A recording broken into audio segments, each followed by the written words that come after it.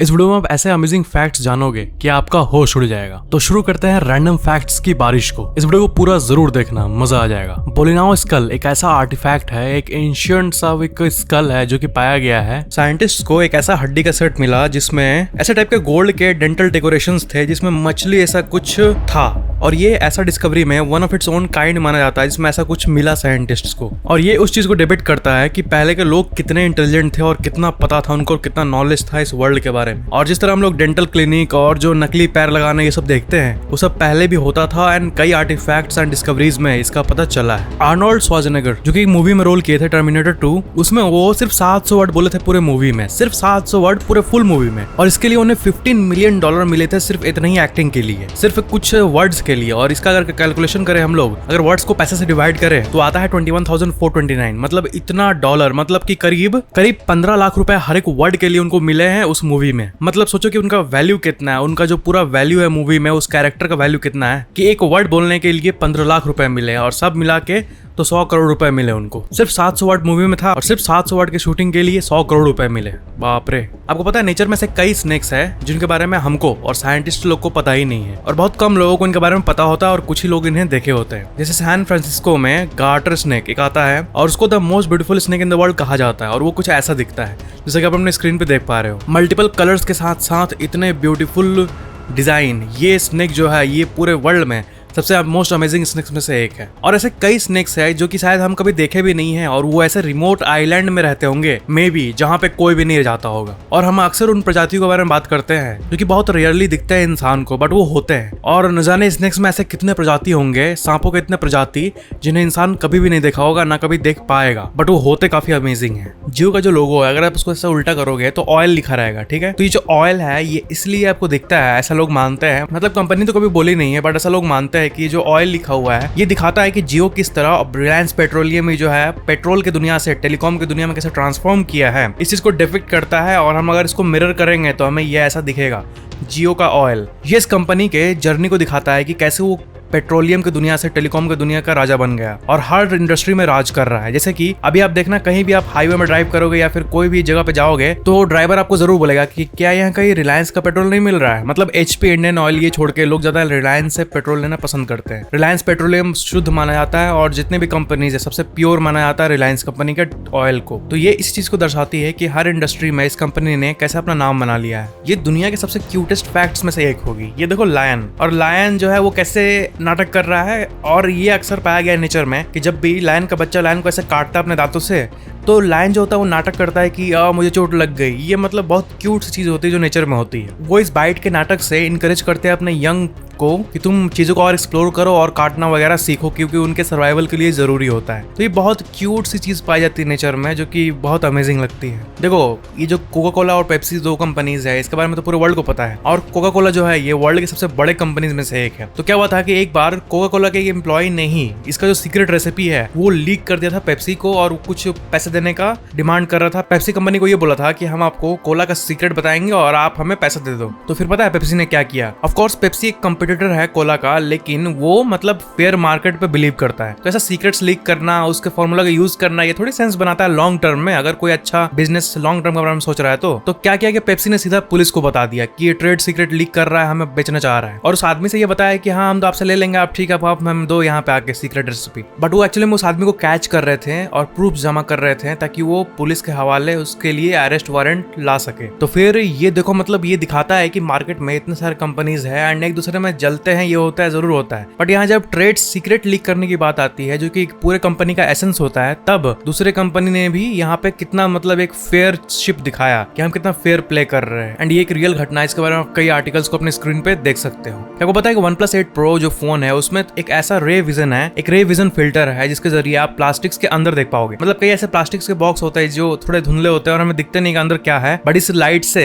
हम kind of x ray type का कुछ देख सकते हैं, एक्सरे टाइप का फील आता है। बट ये एक्चुअली एक्चुअली में एक कोई बड़ी बात नहीं है, ये मैं आपको बताना चाहता हूँ, क्योंकि ये टेक्नोलॉजी बहुत सारे DSLR वगैरह में होती है। क्योंकि फोन में पहली बार ऐसा हो पाया है कि प्लास्टिक के थ्रू आप किसी फिल्टर के जरिए देख सकते हैं। एंड ये पहली बार OnePlus 8 Pro में आया है। मैगी, जो कि वर्ल्ड के सबसे पॉपुलर प्रोडक्ट्स में से एक है, उसका नाम पता है किसने दिया? एक जूलियस मैगी नाम के इंसान थे एंड उन्होंने इस प्रोडक्ट का नाम दिया मैगी। ये एक पैरानॉर्मल फैक्ट है कि आपको पता है कि पैरानॉर्मल एक्सपर्ट्स ये कहते हैं कि जो प्लेसेस हॉन्टेड होते हैं, जो सुपरनैचुरल एक्टिविटीज होती है, ज्यादातर उसी घर में होती है जिस घर में कोई ट्रेजिक इवेंट हुआ होता है, जैसे कि कोई किसी को मार देता है या फिर कोई डूब के मरता है अपने स्विमिंग पूल में, या फिर कोई अपनी जान ले लेता है। ये सब जो रीजन होता है, ये सब ज्यादातर वो रीजन होते हैं जिसके चलते एक घर हॉन्टेड होता है। मतलब जिस घर में लोग पीसफुली मरते हैं उसमें ऐसा अक्सर नहीं पाया गया है, बट जिसमें ऐसी घटनाएं होती है इसमें ज्यादा पाया गया है। उनके ग्राफ के हिसाब से जितने भी वो लोग होम्स को विजिट करते हैं, इंस्पेक्ट करते हैं, उसमें यही पता चला है कि जिसमें किसी एक्सीडेंटल किसी की मृत्यु हुई है उसमें ज्यादा हॉन्टेड एक्टिविटी होती है एज कम्पेयर टू किसी में जिसमें पीसफुल मौत हुई है। इंडियन सीरियल्स और मूवीज में आपने व्हाइट कपड़े में चुड़ैल को तो देखा ही होगा। आपने सोचा कभी ये व्हाइट कपड़े क्यों पहने रहती है? क्योंकि पता है, ये एक अजीब सा फैक्ट आपको लग रहा होगा, इंडिया में ही नहीं बाकी बहुत वर्ल्ड में व्हाइट लेडीज, मतलब कि अगर आप घोस्ट का विकिपीडिया पेज देखोगे तब आपको पूरा एक आर्टिकल मिल जाएगा इस पे व्हाइट लेडीज के ऊपर। और इसमें क्या होता है कि व्हाइट लेडीज जो है ये एक ऐसी क्रिएचर है जो कि बहुत वर्ल्ड में बहुत जगह अपीयर हुई है और हर जगह दिखती भी है। जिसका एक्सीडेंटल मृत्यु होता है कोई लेडी का, तो वो व्हाइट कपड़े में अक्सर दिखती है लोगों को। और ये व्हाइट लेडी का एग्जिस्टेंस 18वीं सदी से होते आ रहा है। 18th सेंचुरी से बहुत लोगों ने व्हाइट कपड़े में इनको देखा है जगह जगह पे, चाहे वो भारत हो चाहे वो किसी और कंट्री हो। इसलिए अक्सर हम लोग मूवीज, टीवी सीरियल्स और टीवी शोज और वेब सीरीज में देखते हैं कि व्हाइट कपड़े में हमें ये दिख रही है। एक और इंटरेस्टिंग सा पैरानॉर्मल थ्योरी आपको दूं तो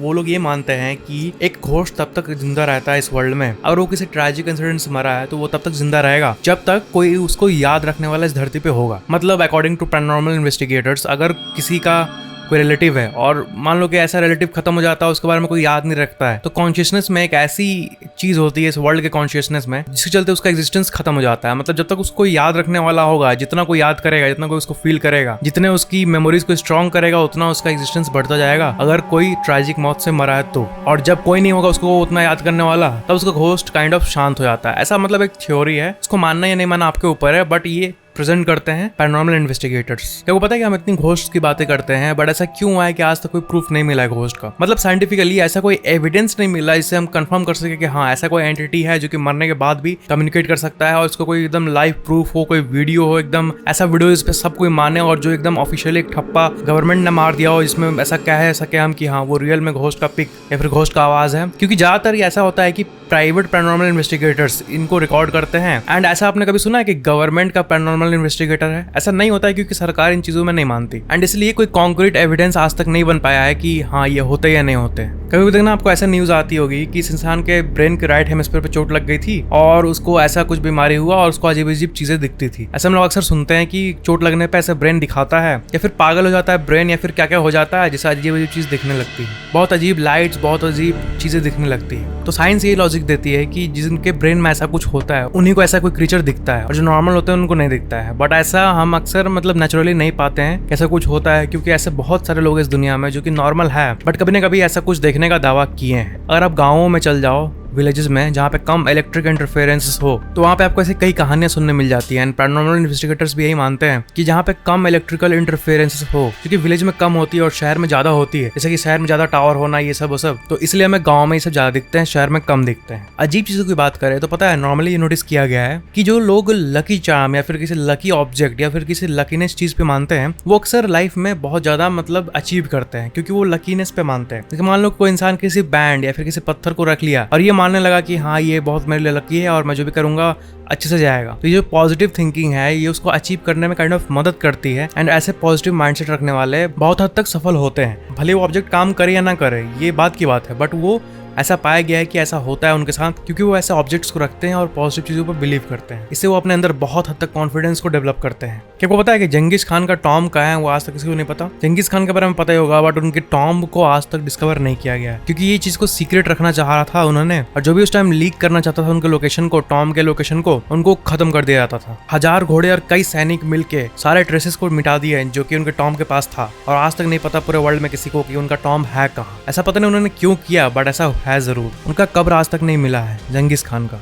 यूएई में 1995 में एक टोयोटा का ऑफिस था। एक टोयोटा का पूरा बिल्डिंग था, जो टोयोटा कार है ना, फॉर्च्यूनर, इनोवा, ये सब। तो आप इस इमेज में 1995 का ये फोटो देख सकते हो, इसमें ये टोयोटा का ऑफिस है। और देखो ये 2016 का पिक्चर है, उस टाइम कितना रेत था वहां पे, और एक दो बिल्डिंग्स थे खाली और बाकी जगह पूरा खाली था। बट कुछ ही 30-40 साल के बाद आप देख सकते हो कितना डेवलपमेंट हो चुका है, और वो टोयोटा का ऑफिस वहीं का वहीं खड़ा है। बट डिफरेंस को आप देख सकते हो कि कैसा है। इतना रोड बन चुके हैं, फ्लाईओवर बन चुके हैं, हाईवेज बन चुके हैं, और भी ज्यादा बिल्डिंग्स बन चुके हैं। बट वो टोयोटा का ऑफिस जो है वो वैसा ही का वैसा ही है। ये बहुत ही अमेजिंग बात है कि ट्रांसफॉर्मेशन कितनी जल्दी होती है हर एक शहर में, और ये डिपिक्ट करता है मैनकाइंड के प्रोग्रेस के पावर को। आपने नॉर्मल ईयरफोन्स तो देखा ही होगा, बट क्या आपको पता है एक माइक्रो हेडफोन आता है और वो आपके ब्रेन के वेव्स को रीड करता है और ऑटोमेटिकली गाना बजाता है। मतलब कि अगर आप ऐसे बैठे हो और आपका माइंड का स्टेट बहुत काम है तो आपको काम सॉन्ग सुनाएगा और वैसे टाइप का सॉन्ग सुनाएगा जिसमें आपको अच्छा फील हो। अगर आपका ऐसे बहुत टेंशन में आपका हेड को फील कर रहा है, आपका वेव्स को टेंशन वाला फील कर रहा है, बहुत भारी आपका सर, तो आपके लिए ऐसा गाना बजाएगा, ऐसा टाइप का काम करने वाला गाना जो कि सुन के आपका माइंड पूरा काम हो जाए।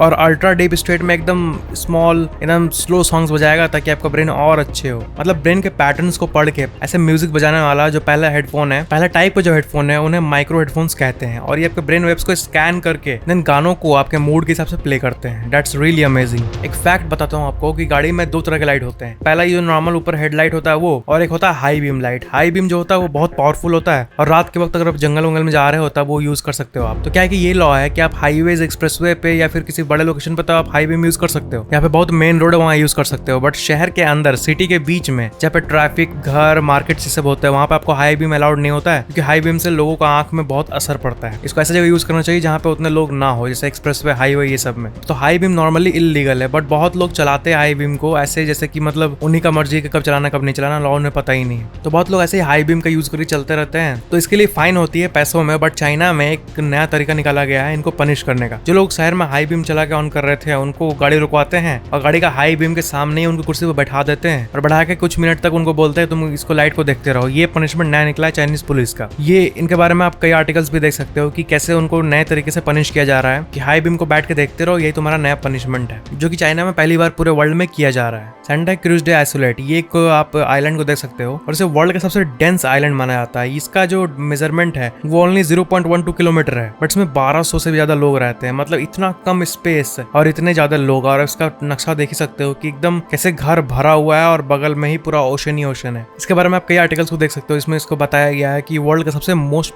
डेंसली पॉपुलेटेड आइलैंड है। मतलब डेंसिटी के मामले में सबसे कम जगह पे सबसे ज्यादा लोग के मामले में ये सबसे टॉप आइलैंड है। क्या आप बिलीव कर सकते हो कि एक नदी है, ये है सिटाट्रम रिवर और ये इंडोनेशिया में मौजूद है और इसका पॉल्यूशन रियली में माइंड बॉगलिंग है। लोग बिलीव नहीं कर पाते कि इतना पॉल्यूटेड है, क्योंकि इसमें ऐसे आप सीन्स देखोगे कि आपका दिमाग चकरा जाएगा। इसमें आपको कचरा का मात्रा इतना ज्यादा दिखेगा कि आपको पानी दिखेगा ही नहीं। ये है सिटाट्रम रिवर और ये रियली में बहुत गलत बात है कि ऐसा कुछ हुआ है, क्योंकि ऐसा रियली में नहीं होना चाहिए नदियों में। नदी अगर इतने गंदे हो जाएंगे तो फिर इस इकोसिस्टम का क्या होगा, ना कुछ बैलेंस रह पाएगा, ना हवा क्लीन रह पाएगी, ना कुछ पॉजिटिव हो पाएगा। एंड इसके फोटोज रियली अनबिलीवेबल है कि लोग कैसे कचरे को नदी में फेंक देते हैं। इसका एक अलग सिस्टम होना चाहिए, बट वहां पे ऐसा नहीं है। इसलिए इस सिटाट्रम रिवर को वर्ल्ड का सबसे पॉल्यूटेड रिवर कहा जाता है। मतलब इससे ज्यादा पॉल्यूशन से भरा रिवर, इतने ज्यादा डेंस पॉल्यूशन से भरा रिवर और इस दुनिया में कोई नहीं प्रोबेबली। वीडियो को लाइक जरूर करना और वीडियो कैसा लगा आपको नीचे कमेंट जरूर करना और शेयर जरूर कर देना। और अगर आपने अभी तक चैनल को सब्सक्राइब करके बेल आइकन ऑन नहीं किया है तो ऑन जरूर कर लेना। Thank you so much for watching this video.